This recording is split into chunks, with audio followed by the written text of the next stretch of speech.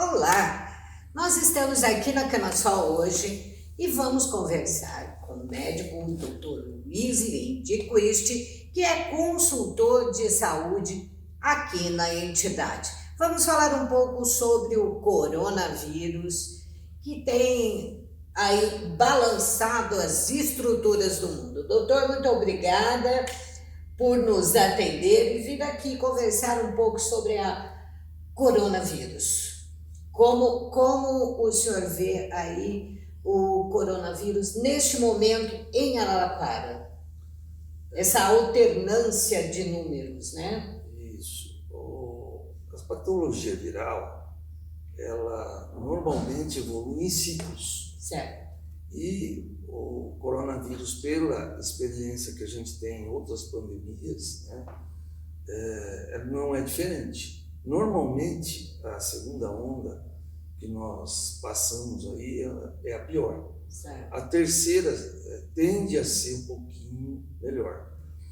É fato também que a gente conhece muito pouco sobre o coronavírus. A ciência moderna, ela é muito mais rápida do que a antiga, mas ela não vai fazer milagre. As vacinas estão sendo desenvolvidas cada vez de forma melhor, a tecnologia está suprindo tudo isso e nós vamos ter o controle. O melhor caminho para o controle, sem dúvida nenhuma, independente da vacina, é a vacinação para ter a imunidade de rebanho. Depois que a gente atingir 70% a 75% de toda a população imunizada com as 2 doses da vacina, e depois de 20, 30 dias, nós vamos ter um controle muito bom. Isso quer dizer, estando imunizado, nós não vamos ainda abaixar a guarda da proteção, do distanciamento, do uso de máscara, dos cuidados que a gente tem que tomar.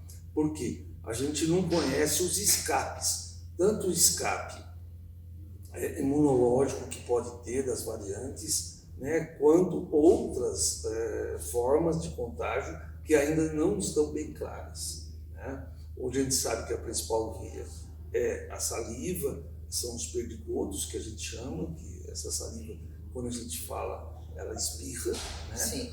O contato é menos grave, mas também pode ter com meios contaminados, com saliva, com garfo e tal, também pode passar. Então, a proteção é muito importante nesse sentido. A gente sabe também que hoje acompanhar a imunização, se ela foi efetiva ou não, é muito complicado. O simples fato de dosar IgG e IgM, esse teste, não é suficiente. Hoje está sendo usado os anticorpos neutralizantes, que eles são muito mais efetivos em controlar o grau da vacinação, mas também não é um assunto fechado. Sim. São todos assuntos de evoluções. Outra coisa que é bastante polêmico é o tratamento precoce, mas eu acredito que cada médico de sua confiança deve, né, acompanhar e fazer um tratamento precoce em comum acordo com o paciente. É porque hoje alguns tratamentos precoces, pelo que eu li, existem pessoas tomando, por exemplo, ivermectina, tomam uma por dia. Isso dá sobrecarrega o organismo. Não é necessário.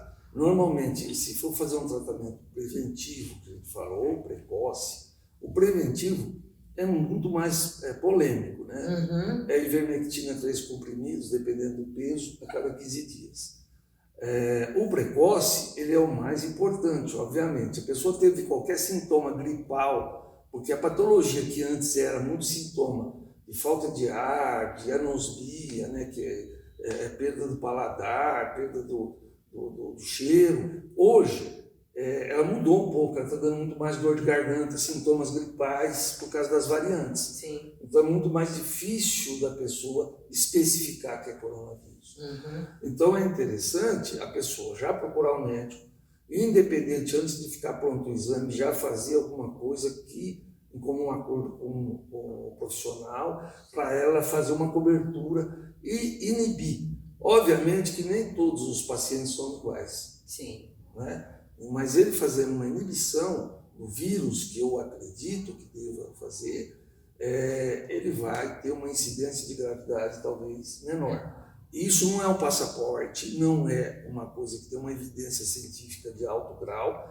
Então, são algumas tentativas que a medicina faz no sentido de preservar a vida e atenuar a doença. O tratamento de ouro é a vacina. Sim. Né? E cada vez a vacina vai ser melhor. E a gente vai aprender a conviver com essa doença, como a gente convive há muitos anos com H1N1, que em 1918 matou 40 milhões de pessoas. Porque a medicina era outra época, mas era um vírus novo e ele fez um arraso. Né? Hoje, nós vamos ter que sentir assim, que nós vamos ter que mudar os nossos aspectos de saúde, como já deveríamos ter mudado antes. Uma pessoa com gripe já deveria naturalmente andar com uma máscara. Andar com máscara. Como é feito no Japão. O Japão, isso que eu ia comentar. O Japão, as pessoas naturalmente andam de máscara. É o respeito ao coletivo, que a gente vai ter que se adaptar a isso, está dando uma lição para nós, e até o povo brasileiro em especial, que é um povo brilhante, é um povo dinâmico, com uma inteligência muito boa, mas a gente não aprendeu, talvez por uma cultura, de valor à educação e saúde. Isso agora vem à tona e talvez seja uma forma, depois de passar tudo isso, da gente crescer como nação. Eu acredito realmente que as coisas que acontecem são dramáticas, levam muitas pessoas a sofrer, perdemos muitos entes queridos, mas isso vai causar um crescimento na gente como povo. Uma dúvida aí que me acompanha um pouco na matéria que eu estava lendo, eu acho que passou até no último domingo, de 10 pessoas entubadas, 8 morrem. O que é que está acontecendo com esse protocolo de intubação? Justo. Até esse protocolo é uma questão também de polêmica na medicina. Foi feito estudos. O que acontece? Não se mudou os parâmetros de intubação em relação ao que se tinha antes. Certo. A gente não sabe falar ainda se essa é a melhor conduta ou não. Uhum. O que a gente sabe é que intubar precocemente não é bom, mas teve uma hora que os parâmetros eles obrigam o médico a intubar sob pena de perder o paciente sem a oxigenação adequada.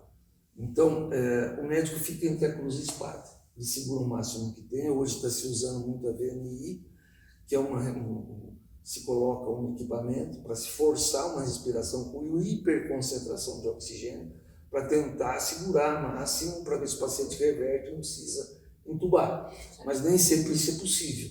A intubação, como é uma pressão sobre os alvéolos pulmonares, eles podem se romper, eles podem ter outro tipo de complicação. Porque ela leva a uma tentativa de salvar a vida, mas ela também é realmente muito agressiva.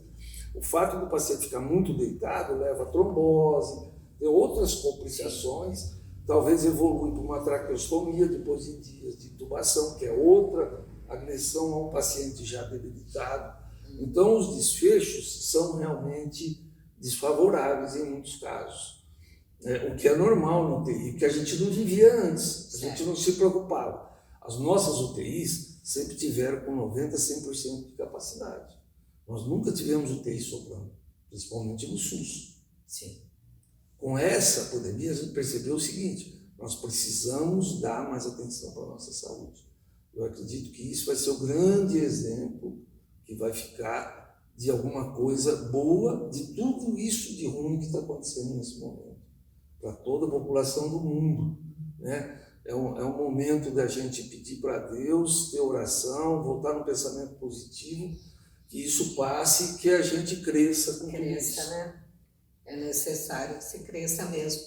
E os números de Araraquara? O senhor acredita que existe aí ainda a possibilidade de uma terceira onda, já que a mutação do vírus é recorrente? Isso, sem dúvida, pelo histórico, vai ter um novo aparecimento, talvez não tão grave como isso, como é costumeiro, mas vai ter um novo incremento, um novo crescimento da doença. Por isso que é importante a gente tomar as medidas de controle, sim, sem exageros. Eu acho que não é exagero. Eu acho que a população, o crescimento cultural nosso, o controle, de não fazer festas, como a gente tem visto, festas clandestinas, exposições desnecessárias, né? Isso é muito importante a população se conscientizar, porque depende bastante da gente o tratamento. Né? A gente sempre fala para o paciente que o tratamento depende mais dele que da gente. Então, a medicina, a ciência, ela vai mostrar os caminhos, mas a gente precisa aderir, a gente precisa tratar a doença com seriedade. Caminhar junto com a ciência, isso, né? Senão não é o desespero, não é ficar chorando, sofrendo, porque as pessoas, elas têm um ciclo de vida, muitas pessoas vão morrer disso ou daquilo. Sim. Lógico, ninguém quer perder um ente querido, né? A gente não quer, eu já perdi meu pai, minha mãe, não quer perder ninguém, nunca, né? Mas isso é uma fase da vida que a gente não escapa.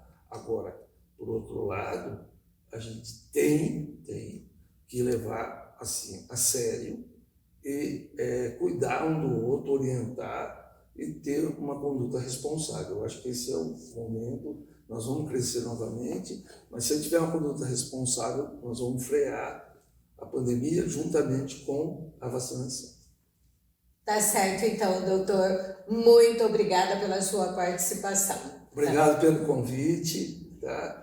E vamos junto aí vencer essa fase. Com certeza. Por hoje é só.